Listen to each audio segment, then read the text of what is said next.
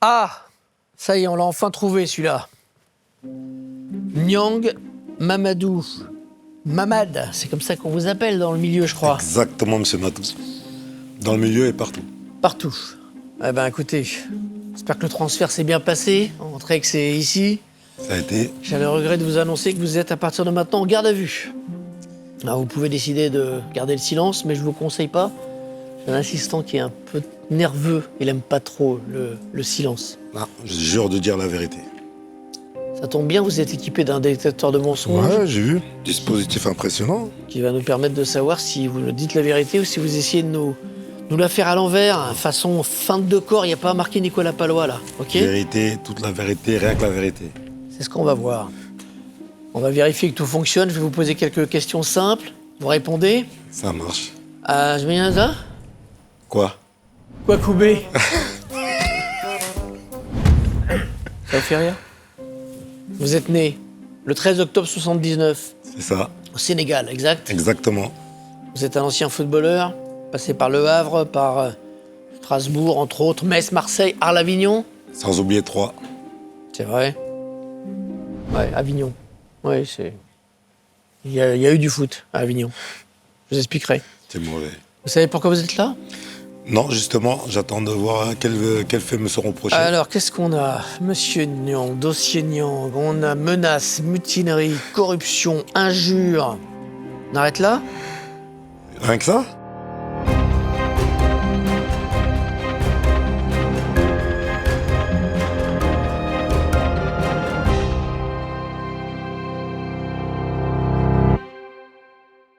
Ok, on va reprendre depuis le début. Vous connaissez cet homme? Ah, Carlos.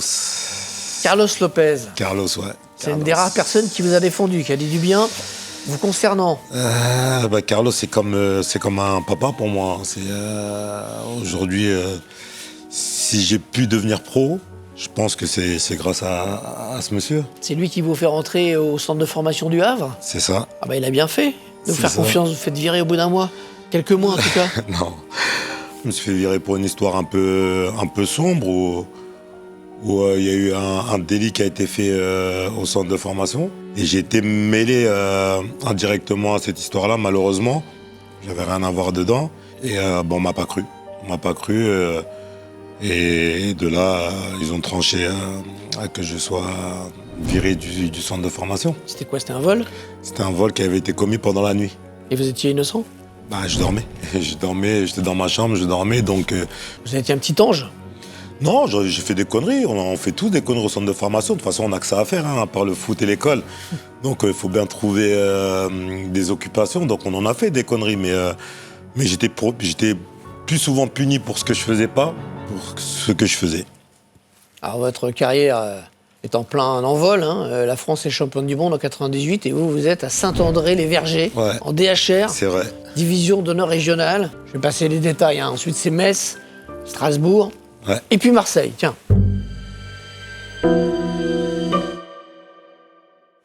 Il paraît que c'était votre club de cœur? Ouais. C'est pas si simple, si j'en crois mes informateurs. Petit cachotier, vous pensiez qu'on n'était pas au courant de ça? Un contrat avec le PSG, prêt à être signé. Il manque plus que la signature. Avant d'aller à Marseille, vous étiez prêt à y aller. C'est vrai que j'ai reçu une proposition de contrat. Regardez, vous seriez en train de la fêter, là, alors qu'il est. On l'a déjà, nous. Nous, on l'avait déjà depuis longtemps, donc voilà, je suis content pour Paris. Non, j'avais reçu une proposition, c'était Alain Roche, à l'époque, qui s'était rapproché de moi avec Boubacar Sarr, quand j'étais à Strasbourg. Mais Marseille est arrivé par la suite, avec Pape Diouf et José Anego. Donc voilà, j'avais le choix entre Paris ou Marseille, j'ai choisi Marseille. Et pourquoi? Parce que là, c'était prêt le contrat, là. C'est vrai que Paris est venu en premier, mais Marseille, c'est 91, 93. Même si j'ai aimé le Paris Saint-Germain de Wea, Ginola, Guérin, Comboiré et compagnie, mais Marseille, c'est tout de suite rentré dans le cœur. Et là, quand ils ont battu l'Inter, là, vous étiez content, votre cœur, là, il palpitait?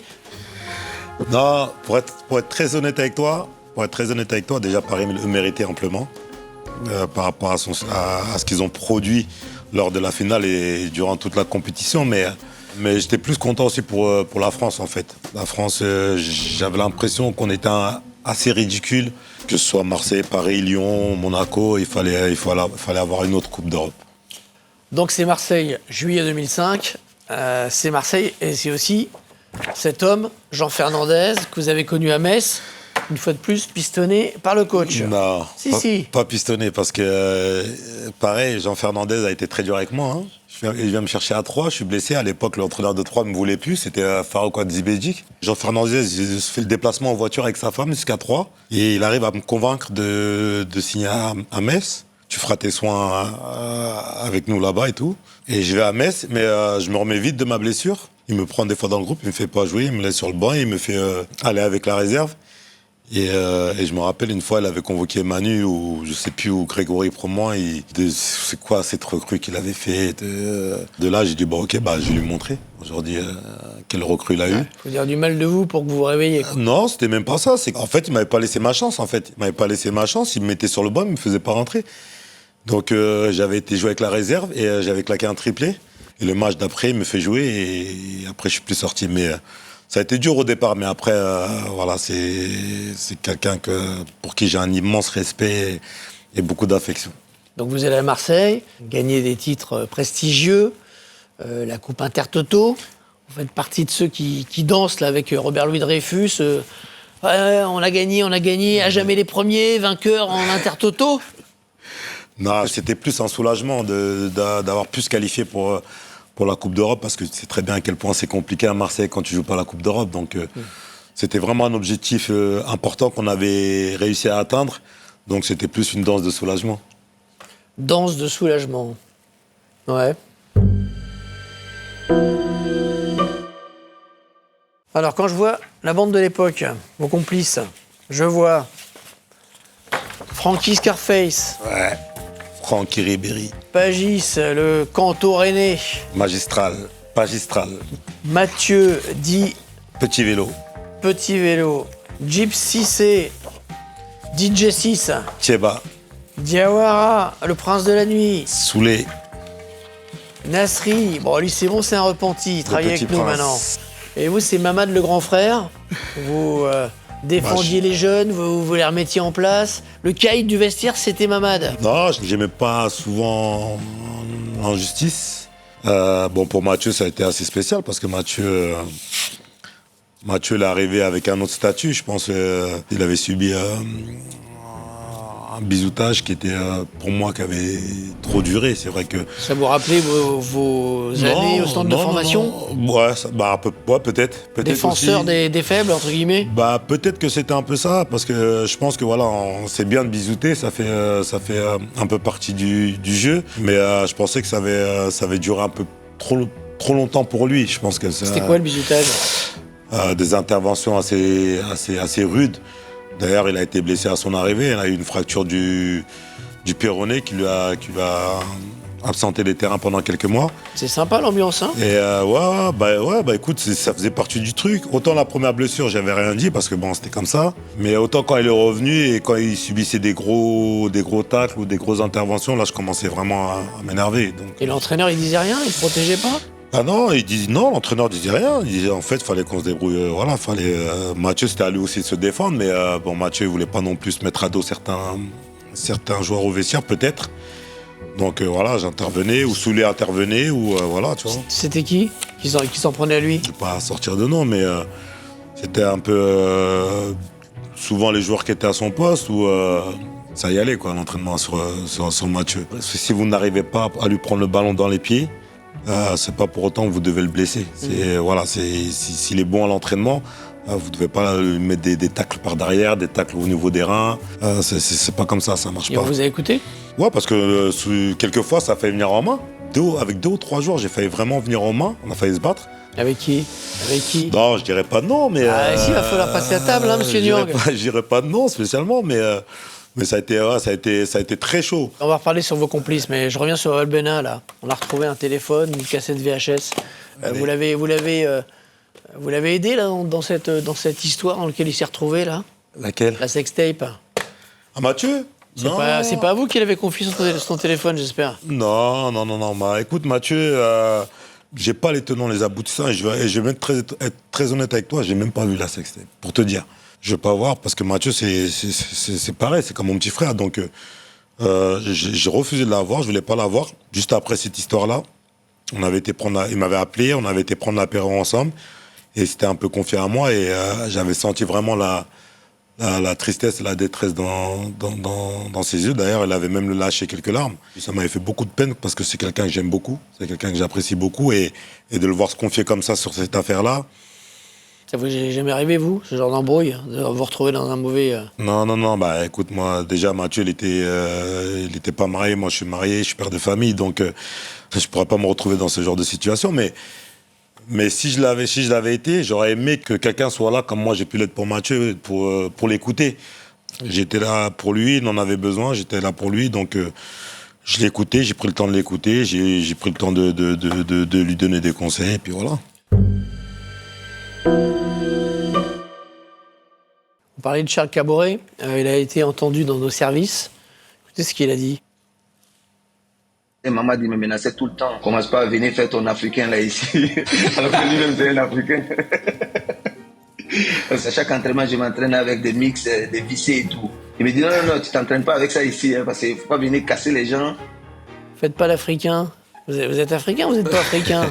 C'est vous qui lui dites de ne pas faire l'africain. Ah, je suis africain, je suis nord-africain.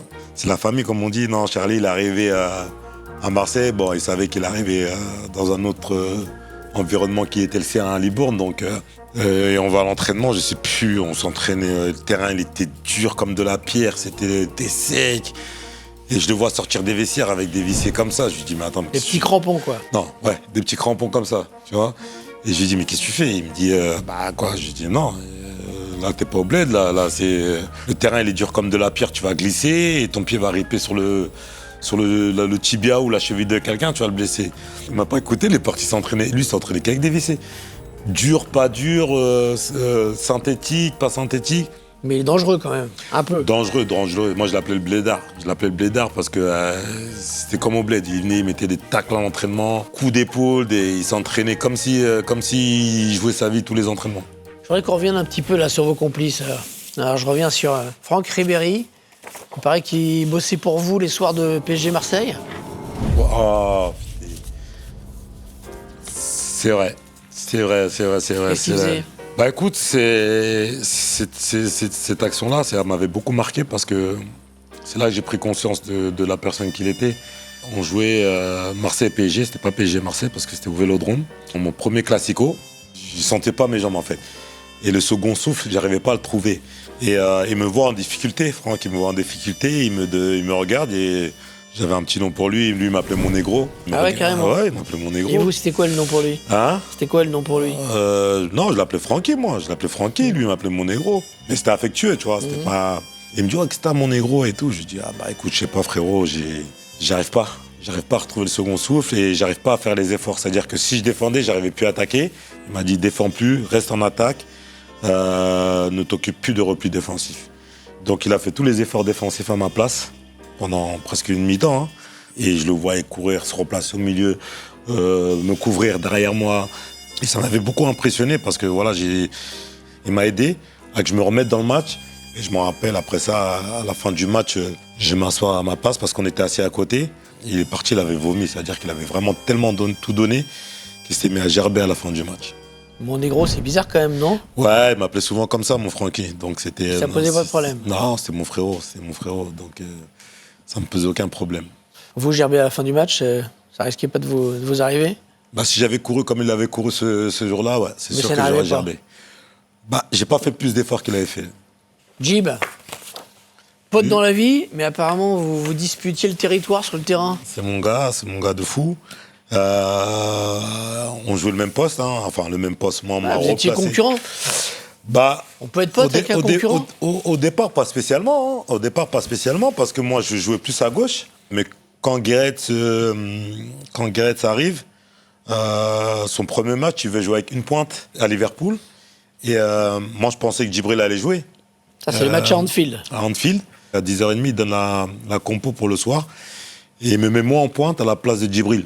À la surprise de tout le monde, quoi. Et surtout de Djibril, parce que c'était son retour à Anfield, sous le maillot marseillais. Donc, il avait été très déçu de ne pas débuter le match. Et moi, j'avais été très peiné pour lui. Moi, j'étais content de débuter à Anfield, mais j'aurais aimé qu'il joue, tu vois. Et quand il faisait jouer Djibril, moi, il me décalait sur le côté gauche. Et quand il décidait de jouer à une pointe, comme ça arrivait souvent quand il y avait les gros matchs, quand c'était à Gerland, quand c'était à Porto en Ligue des Champions, il me mettait moi en pointe. Ça n'a pas abîmé votre relation? Non, franchement, non. Ça aurait pu, peut-être. Pas de mon côté, parce que moi, je m'en fous, tu vois. C'est pas parce qu'on est en concurrence qu'on peut pas être amis. La preuve, on est toujours comme ça, on est toujours aussi proches, moi et lui. Et ça a pas abîmé notre relation, moi et lui. C'est toujours mon frérot et c'est la famille. Ça a été quelqu'un de professionnel jusqu'au bout à l'OM et c'est un grand joueur. Souleymane Diawara. Alors lui, on le voit que la nuit. Lui. Impossible de le voir avant. Ça, c'est des légendes. Écoute, dans le monde du football, j'ai jamais rencontré quelqu'un d'aussi droit que ce mec-là, d'aussi honnête, d'aussi gentil que ce mec-là. On lui a souvent collé beaucoup d'étiquettes. Lui s'en a amusé, s'en a amusé. L'étiquette de quelqu'un qui sort tous les soirs. Alors que c'est faux. Un soir sur deux. Non, Souley, pour être très honnête avec toi, parce que j'étais souvent avec lui, donc je pourrais pas te mentir. Souley, c'est un mec qui va sortir, oui, après les matchs. Il va sortir après les matchs, il va sortir s'amuser, décompresser, tout ce que tu veux. Mais il peut pas avoir la carrière qu'il a eue, il peut pas faire les performances qu'il faisait sur le terrain en sortant tous les soirs, c'est pas possible. C'est impossible. Il paraît qu'il était pas bon quand il sortait pas, qu'il fallait qu'il sorte pour être bon. Ouais, fallait qu'il sorte après les matchs, parce que il a essayé de faire un peu comme ce que tout le monde faisait, entre guillemets, c'est-à-dire la vie nickel, tout ça. Et il était pas bon, je me rappelle, parce qu'il était à Charlton, il signait à Bordeaux, et les premiers mois, c'était un cadavre. Mais moi, je l'avais au téléphone, je dis, mais t'es nul, c'était zéro. Et lui, il comprenait pas, en fait. Il comprenait pas, et puis il y a eu l'histoire avec le coach Gasset qui lui a dit d'être lui-même, quoi, d'être naturel. S'il avait besoin, s'il sentait le besoin de sortir pour décompresser, pour évacuer, qu'il sorte. Mais fallait pas qu'il change la personne qu'il était. Puis il a explosé, il est devenu un rock. Pour moi, franchement, à l'époque de Bordeaux et de Marseille, pour moi, il n'y avait pas meilleur défenseur en Ligue 1. Impossible. Et quand vous sortiez tous les deux, c'était qui rentrait le premier? Non, on rentrait souvent en même temps. On rentrait souvent en même temps parce qu'on avait toujours, on sortait souvent peut-être avec la même voiture. Donc vous les conseils de Gasset aussi, vous les avez suivis? Non, parce que je sais pas à Bordeaux. Oui, mais enfin. J'étais à Marseille. Il a dû vous en parler. Il m'en a parlé, mais j'étais à Marseille. J'étais pas à Bordeaux, donc je pouvais pas le suivre à Bordeaux. Et à Marseille, on peut sortir à Marseille quand on est joueur? Oui, à Marseille, on peut sortir. En tout cas, moi, ça me dérangeait pas. Et puis à Marseille, pareil. Moi, je vais pas le nier aussi. Moi, à Marseille, après les matchs. Quand j'avais l'occasion, je sortais, j'allais boire un coup avec les potes, j'allais décompresser aussi. À Paris, des fois? C'est souvent à Paris. On a un joueur de l'OM, on se balade dans les rues de Paris? Souvent. Moi, j'ai aucun problème avec... je m'entends très bien avec tout le monde, tous les Parisiens. Je rencontre souvent des supporters de Paris, et en plus, ils sont très cool avec moi à chaque fois. Donc, j'ai aucun problème avec les Parisiens. Le petit prince, Samir Nasri, vous le disiez, pas d'embrouille avec lui, c'est presque suspect, ça. C'est impossible de s'embrouiller avec Samir. C'est impossible. Que t'aimes pas, que ça te plaise ou ça te plaise pas, au moins il te le disait. Il te le disait, il était franc avec toi, il était honnête avec toi, ce que j'aimais dès le départ. Et c'est quelqu'un de très très respectueux. Quand tu lui donnes du respect, quand tu le respectes, quand tu le traites comme tout le monde, il va te rendre ce respect. Mais non, ça s'est super bien passé à Marseille. Je te dis, Samir, pour te dire, souvent, en mise au vert, il était tout le temps dans ma chambre. Limite, il était à 2 doigts de dormir dans mon lit. Je disais, mais... Ah, carrément. Je disais, mais on était tout le temps ensemble. Moi, Samir, Franck, on était tout le temps ensemble. On refaisait le monde jusqu'à des 5h du matin. Mais limite, on se retrouvait même à dormir dans la même chambre. Fallait dire, ils auraient fait des économies. Ouais. Club. S'ils avaient su, ils auraient fait des économies, mais non, Samir, c'est quelqu'un que j'aime trop. On vous reproche pas mal de trucs là-bas, manque d'efficacité devant le but, vous êtes sifflé par le public, et vous êtes soupçonné de sabotage. Alors, tout le commissariat, on s'est penché sur votre cas. On a demandé aux équipes scientifiques du brigadier Doucet d'analyser quelques actions. Ouais. Brigadier Doucet, si vous voulez bien rentrer, s'il vous plaît. Monsieur le détective, bien sûr. Et nous donner vos conclusions pour Monsieur Niang sur ces Ah, Des accusations de Non. sabotage. Philippe, Monsieur Mamadou Niang. Non, mais il n'y a plus de Philippe. Soyez pas trop familier, monsieur Niang. Monsieur, Il y a plus de Philippe. C'est vrai que je connais Monsieur Doucet ne peut pas m'accuser de sabotage. C'est pas Ah bah écoutez, donnez-nous vos conclusions. C'est vrai, détective, que j'avais plutôt Mamadou Niang à la bonne. On a eu des relations, on s'est connus, bien sûr.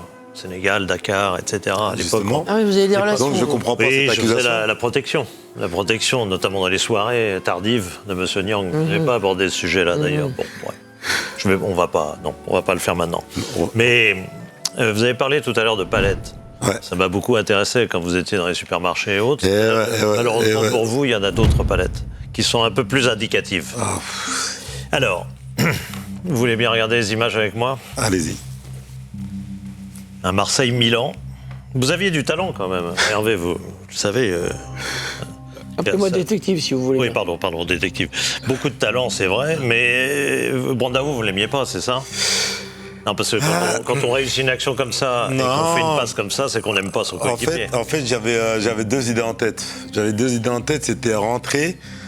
Après ce dribble, je voulais rentrer pour frapper pied droit et je vois Brandao au deuxième poteau, donc j'essaie de la doser, mais malheureusement je loupe mon geste technique. Mais après c'est parce que j'avais deux idées en tête aussi. Je voulais la mettre à Brandao et je voulais y aller seul. Ouais. Le détecteur dit quoi là-dessus? Il n'est pas terrible. Pas très crédible. Ouais. Il voulait marquer, c'est clair. Ouais.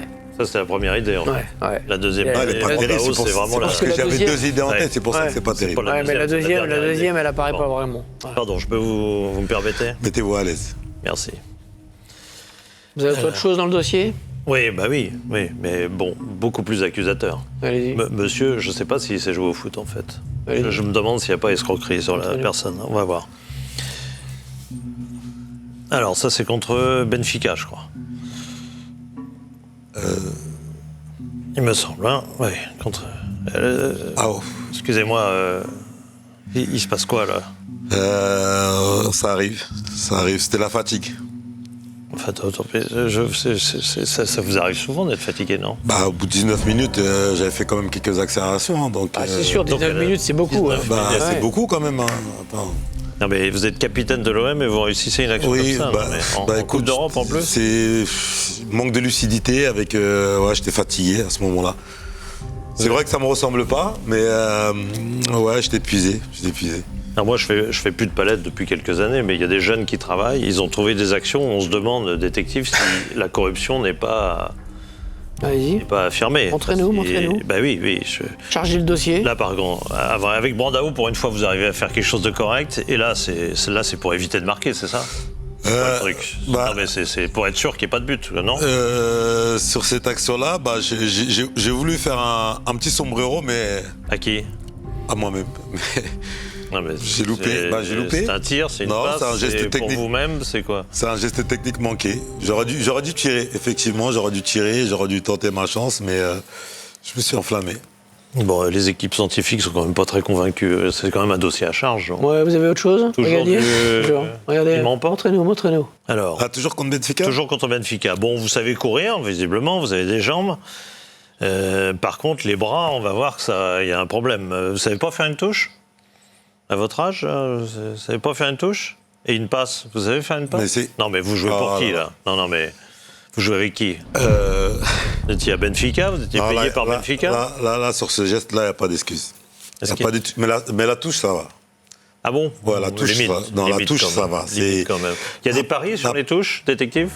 Je ne Ça sais pas, existe. on va Non enquêter mais, là-dessus. la passe, parce que je l'entends m'appeler. Tu sais, le Portugais me dit Mamad, donc Ah ouais. réflexe, bah, je fais la passe. Ah ouais, un mec vous Parce que dit... même le Portugais connaissait mon prénom, tu vois. N'importe qui dit Mamad, oh, vous faites la passe, vous. Bah, c'est pas tout le monde qui s'appelle Mamad hein, donc, Ouais. dans l'équipe. Donc voilà, il n'y a que moi qui s'appelait Mamad. Donc j'ai entendu Mamad, j'ai fait la passe. Mauvais réflexe, tu vois. Ok, merci, Vraiment, il a brigadier. une image, il se donne une image un peu sympathique Bah. avec ses coéquipiers, mais quand on voit les images, les palettes, c'est criard, quoi.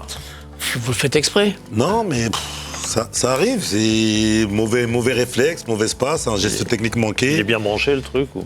Quand vous...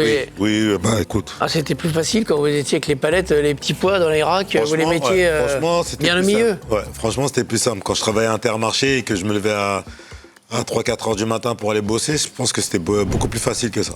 Détective, je peux vous apporter peut-être une pièce à l'encontre du témoin. Je pense qu'il n'a pas été très fair-play vis-à-vis de l'Olympique de Marseille. Et ça, je crois qu'il faut le dire. Parce que je me rappelle quand même être venu, je crois que c'était en avant-saison, un match amical, je crois contre Valence ou un truc comme ça. Et je croise le président Dacier, un personnage hautement respectable. Ouais, c'est pour Marseille. Et qui s'entendait très bien avec Mamadou Niang, je crois pas d'ailleurs. Et il avait caché son départ. C'est moi qui ai appris au président Dacier qu'il avait une proposition à Fenerbahçe, c'est ça? Oui, mais il était au courant. Moi, je crois qu'il n'avait rien. On va y revenir. Il n'avait rien. On va y revenir sur ce dossier. Ça fait partie d'une des charges. Est-ce que vous voulez que je vous laisse les pièces à Non, c'est pas la peine. Vous les donnez au service scientifique. Ils vont s'en occuper. Merci, brigadier Doucet. Merci, détective. Monsieur Niang, je vous avais à la bonne, mais franchement... On était comme ça, hein. Oui, je sais, mais les images parlent. Je ne peux pas On a un regarder petit problème de corruption quand même du brigadier Doucet, qui me paraît assez proche de l'accusé. Sinon, vous aimez la vitesse, monsieur Niang? Ça dépend. Ça dépend. Je vais vous montrer un objet, vous allez me dire si vous savez ce que c'est. Vous avez déjà vu un truc comme ça? Ouais. J'en vois tous les jours. Ah ouais? Et quand vous les voyez, ils vous font coucou? Ils font clac-clac? Ils font des flashs, ouais. Ouais. Ils font de belles photos. Et vous souriez sur la photo? Toujours. Je fais même un check, tu vois. Ah ouais. Ah, vous êtes fiers. Il paraît que vous faisiez des courses dans le tunnel du Prado avec vos potes. Mais comment tu sais ça, toi? On sait tout. On a enquêté. Ah là là, c'est vrai que... Regardez, vous voulez que je vous montre? Regardez. Ça. Niang Mamadou. Mamadou Niang. Ah là, il vous appelle pas Mamad. C'est quoi ce truc? C'est pour ça que je payais pas, parce qu'il m'appelait Mamadou sur les contraventions. Ah ouais, vous connaissez pas Mamadou? Non. Ouais. Moi, tu mets Mamad, je paye. Non, c'est vrai que souvent, quand on rentrait des matchs, on oubliait des fois qu'il y avait les radars ou les flashs et on s'amusait à faire des petites courses en rentrant des matchs avec... Ça compensait avec votre vitesse sur le terrain? Ouais, ça compensait avec des fois la défaite. Vous les payez, Ouais, oui, en général, t'as pas le choix de les payer. Hein. Ils te rattraperont toujours de toute façon. Vous confondez Nasri et Nasseri? Vous croyez dans le taxi? Ouais, j'ai cru comme j'étais sur Marseille, j'ai cru que j'étais dans le taxi. Et avec ma voiture, on fonçait avec Lorik jusqu'à Cassis. Il y avait qui dans ces expéditions avec vous? Ouais, ça dépend, des fois, mais je faisais souvent avec Lorik Sana. Lorik Sana. Ouais. Tiens, je l'ai balancé. Faudrait qu'on note. Ouais. On note. Il y avait avec lui, il n'y en a pas d'autres? Non, c'était plus souvent avec Lorik parce qu'on habitait tous les deux à Cassis. C'est vrai que j'ai le bras long, hein? Ouais. Un appel de moins, un fax et vous n'avez plus de permis, hein? Non, ça va. J'ai mes 12 points. Ouais. Ah, aujourd'hui? Ouais. Je suis devenu plus raisonnable. Redites là, j'ai des mots de J'ai mes 12 points. Bon. On peut la récupérer, hein?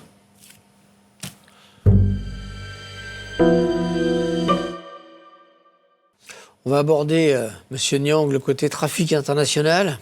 Ah ouais, Vous carrément. êtes également ancien capitaine du Sénégal de 2002 à 2011, c'est ça? Ouais, c'est ça. Capitaine, mais déserteur. Je vais vous montrer une photo. Je m'attends au pire. Je vais vous montrer une petite image. Cette petite carte, cet endroit, ça vous dit quelque chose? Ah ouais. C'est pas au Sénégal, ça, Miami? T'es bien renseigné, ouais. Miami. Vous êtes bien renseigné, je sais, détective. Excusez-moi, détective, vous êtes bien renseigné. Mais, Miami, Sénégal, je vois pas le rapport. Enfin, je le vois, moi, mais les gens, ils le voient pas. Qu'est-ce qui s'était passé cette période-là? En fait, on enchaînait vraiment énormément de matchs. J'avais très peu eu de vacances. J'avais vraiment très peu eu de vacances parce que je me rappelle, juste avant de signer à l'OM, j'avais été en sélection. Quand je rentre de sélection, il me faut revenir pour faire ma visite médicale et signer. Et José m'avait dit que j'allais en stage et qu'après le stage, il me donnerait 10 jours de vacances pour pouvoir souffler. Et je rentre de stage, il me donne pas de vacances. Donc j'enchaîne encore une deuxième saison. Donc José Anego est un menteur. José Anego, sur ce coup-là, m'a menti. Il m'a pas donné de vacances. Troisième année, pareil, je vais en sélection et j'ai que 10 jours de vacances, je crois. Et la quatrième année, c'était l'année de trop parce que j'avais pratiquement pas de vacances. On devait aller jouer, je crois, au Libéria. Et je simule une blessure. Je dis que je peux pas venir et que je peux pas répondre à la convocation parce que j'étais blessé. Et au final, je suis parti en vacances à Miami, mais... En toute discrétion? Non, pas toute discrétion, je l'ai pas caché parce que... Avec qui vous étiez? J'étais avec Soulé. Ah tiens, J'étais avec comme Soulé. par hasard, Souleymane Diawara. Comme par hasard avec Soulé. Très honnêtement, j'avais besoin de souffler. J'avais besoin d'aller en vacances. C'était fatigant d'aller en sélection en plein été pendant 2-3 années de suite. Ils l'ont su, vous étiez pas blessé? Je sais pas s'ils ont su que j'étais pas blessé, mais en tout cas, ils ont su que j'étais à Miami. Parce que derrière, ça crée énormément de... Ce qui est pas super connu pour être un lieu pour se refaire une santé. Voilà, c'est pas super connu pour, pour aller se faire une La préparation. rééducation à Miami, c'est assez rare. Non, il y a des bons profs de préparateurs. sport. Il y a de bons préparateurs physiques à Miami. Et donc ça a fait un foin? Mais Quand je me ils suis ont su que entraîné. Vous étiez à Miami? Ça fait scandale avec la sélection parce que après ça, j'ai pu été pendant plus un an et demi, 2 Ah ans. carrément. Et j'avais été repris après la CAN 2010. Vous l'avez regretté ou pas? J'ai pas du tout regretté parce que je pense que si j'avais enchaîné une 4e saison comme ça, je risquais peut-être la blessure ou la fatigue psychologique ou voilà, il fallait à un moment donné que je coupe et je l'ai pris par force peut-être mais c'était vital.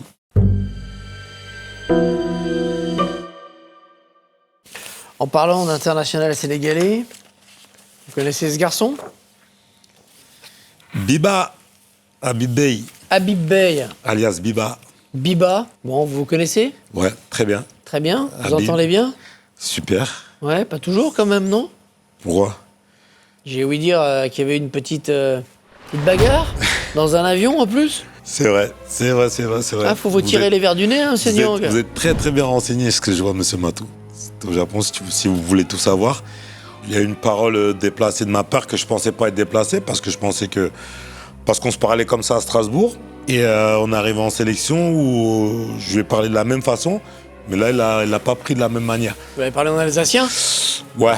Il avait pris le melon ou quoi? Non, bah peut-être que voilà, il voulait peut-être plus qu'on lui parle de cette façon-là, je sais pas. C'était quoi cette façon? Bah je l'insultais et comme quand on était à Amicalement, Strasbourg, quoi. amicalement quoi. On attendait l'avion, c'était juste avant l'embarquement et j'avais sorti une insulte et il m'avait comme une petite baffe, mais pas une grosse, une petite baffe. Mais elle m'avait vexé, sa petite gifle, elle m'avait vexé. Et bah déjà je suis resté un peu choqué. En gros, qu'est-ce qui t'arrive quoi? Et puis il m'a dit ouais, tu me parles pas comme ça, machin. Hein. Bon, je l'avais mal pris parce que je lui ai dit attends, à Strasbourg je te parle comme ça. Et aujourd'hui tu fais des manières. Et on a failli venir aux mains. Et c'était Soulé Diawara et Lamine Diatta qui s'étaient interposés entre nous. J'avais vraiment vu rouge et lui aussi je pense. Après finalement ça s'est calmé. On est monté dans l'avion, il est venu me parler, il s'est excusé. Et je me suis excusé aussi si ça lui a pas plu comment je lui ai parlé. Et je lui ai dit que écoute, maintenant je sais, à partir d'aujourd'hui je te parlerai plus comme ça. Et il paraît que vous êtes embrassé sur la bouche. Ouais, c'était à la limite, on était à 2 doigts de s'embrasser sur la bouche, mais non, mais le fait qu'il vienne s'excuser, déjà c'était bien. Et c'est pour ça que d'ailleurs je me suis excusé. C'est comme ça que ça a apaisé les tensions aussi. Et puis voilà, mais c'est un super mec, c'est un super pote. Vous avez mis la langue? Ouais, comme je t'ai dit, j'étais à 2 doigts le gars. Après les beaux garçons, Habib. Ah ouais. Hein? Ouais, c'est vrai. Bon, en tout cas, il n'y a plus de problème entre vous? Non, depuis cette histoire-là, il n'y a plus aucun problème entre moi et Habib. On va revenir sur Marseille. Il y a un truc qu'il faut que vous nous expliquiez, monsieur Niang. Alors, il va falloir qu'on comprenne un truc. Allez. Waouh, là. Vous êtes à Marseille. C'est ça. Vous dites je veux rester. Vous en C'est parlez ça. à Deschamps, qui vous dit tu vas rester, tu vas même être augmenté, parce que vous voulez être augmenté. Ok. Vous allez voir votre président Jean-Claude Dacier qui vous dit on n'a pas l'argent. Très bien. Hop, puisque c'est ça, je travaille avec Fenerbahçe. C'est là que vous croisez Doucet, vous lui dites que vous allez partir. Dacier, il n'est pas au courant au départ. Il n'a pas d'argent, il dit. Ouais. En fait, il a l'argent, puisque juste après, il prend Gignac et Rémy, et le salaire que vous vouliez, il donne à Gignac. C'est à peu près ça. C'est pas. Comment ça, à peu près? Dites-nous. Bah, il y a un peu de vrai, mais c'est pas exactement ce qui s'est passé. Alors, expliquez-nous. On vous écoute. Mercato 2009, je dois signer à Lyon. J'avais une proposition de contrat. On s'était mis d'accord sur les chiffres. Donc le coach est mis au courant, M. Deschamps. Et il me convoque, on était en stage, il me convoque dans sa chambre. Et il me dit qu'il ne me laissera pas partir. Il veut que je reste, que je sois le capitaine de cette équipe et qu'on allait gagner. Si on gagne quelque chose l'année prochaine, tu obtiendras ce que tu demandes. On fait le doublé, championnat, Coupe de la Ligue. Je suis les meilleurs buteurs du championnat. Je suis dans les meilleurs passeurs du championnat. Je suis dans les meilleurs joueurs du championnat.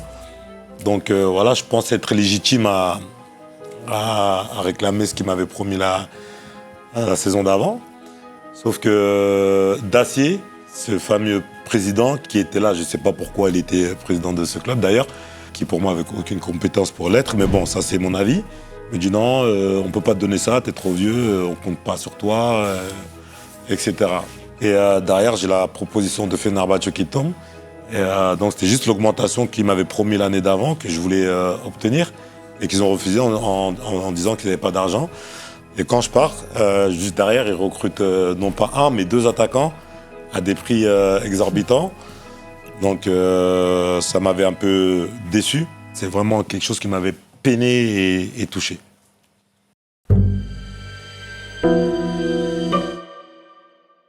Vous allez en Turquie donc? Ouais. Istanbul? Istanbul. Les chichas, les kebabs? Pas tant que ça. Pas tant que ça. J'ai pas été dans les chichas à Istanbul. Parce qu'ils ont beaucoup d'autres nourritures Ils aiment beaucoup les fruits de mer. Donc je mange énormément de fruits de mer. C'est très délicieux. La bouffe en Turquie, c'est exceptionnel. Et franchement, magnifique ville. Magnifique pays, la Turquie. Magnifique ville, Istanbul. Fenerbahçe, magnifique club. Je me suis senti comme un poisson dans l'eau là-bas. Vous êtes donc dans le club asiatique Côté de la Asie, ville. Ouais. Du côté Regarde, Asie. il va y avoir un petit souci quand même. Ça vous dit quelque chose cette valise ou pas? Non. Il y a un petit problème dans le club turc. Bah, je sais pas, ça veut dire quoi? Vous êtes blanc comme neige encore? Hein? À votre avis, ça dit quoi? Je sais pas, mais tu vas sûrement me le dire. Les matchs truqués? Fenerbahçe? Non. Non, j'y crois pas une seule seconde. Ils ont été accusés? Ils ont été accusés, mais blanchis parce que apparemment, c'était pas des matchs qu'ils achetaient pour gagner, parce que c'est faux, parce que moi, je les ai joués, les matchs. Et je peux te dire à quel point ça a été très compliqué. On a vraiment cravaché pour obtenir ce titre. J'y crois pas une seule seconde à ce truc-là. Alors, c'est quoi? C'est quoi ces accusations alors? Les accusations, apparemment, c'était soi-disant quand une équipe rencontrait... parce qu'à l'époque, je pense qu'on se battait pour le titre avec Trabzonspor, si mes souvenirs sont bons. Quand une équipe joue contre Trabzon, apparemment, c'est ce que j'ai entendu. Le président doublait la prime de l'équipe adverse pour qu'il... Payer pour que les adversaires battent Trabzon. Pour qu'il se défonce plus pour battre Trabzon. Mais j'y crois pas non plus. J'y crois pas non plus parce que moi, j'ai vécu cette saison-là. Après, c'est possible. Je sais pas ce qui se passe derrière notre dos. Nous, on est là, on est sportifs de haut niveau, on est joueurs. On se concentre sur ce qu'on maîtrise, c'est-à-dire le terrain, le rectangle vert. On jouait, on se battait pour gagner les matchs. Et je peux dire que c'était des combats à chaque fois. Et ça s'est joué, le titre s'est joué jusqu'à la dernière journée. Dans toute votre carrière, jamais vous avez été approché, vous avez été témoin de tentatives de corruption, achat de match ou je ne sais quoi? Non, parce que de toute façon, je pense que les gens me connaissent. Ils savent que j'aurais tout de suite refusé parce que j'aurais jamais mis ma carrière en péril pour quelques billets. Ça, c'est impossible. Mais même en tant que témoin? En tant que témoin? Ouais, vous avez entendu parler, des choses comme ça, non, rien? Non. Et même si j'avais pu être témoin d'une action comme ça, j'aurais été conseillé le joueur de ne pas accepter. De ne pas accepter parce que le jeu n'en vaut pas la chandelle. Beaucoup d'argent sur le moment, mais sur la durée, sur la longueur, tout se sait. Et ça va se découvrir, donc j'aurais tout de suite conseillé à la personne de refuser.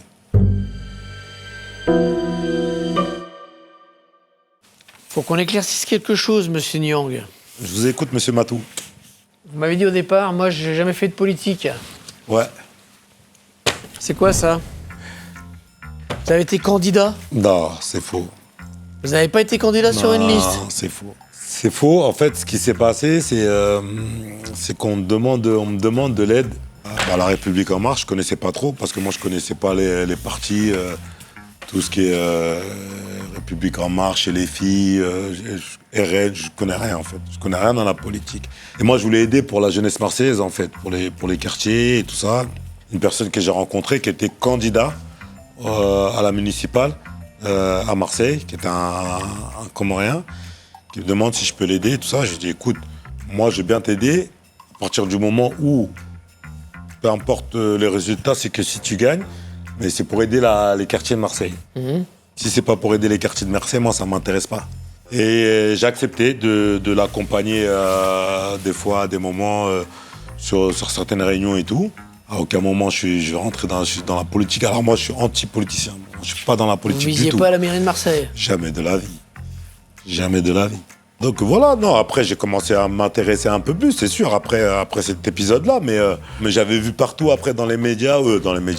Nyang, candidat à la municipale, je dis mais c'est quoi encore ces conneries? Je dis mais ils sont fous les gens, vraiment.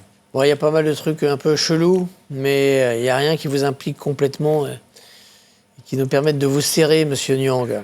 Ah, j'ai dit que la vérité. Vous me paraissez être un bon gars, je vous avoue. Je ne dis que la vérité. Pas trop menteur. On va faire un dernier test de vérité. Je vous demande de répondre le plus rapidement possible, du tac au tac. Ok. Valbuena ou Nasri? Les deux, je les aime, mais Samir.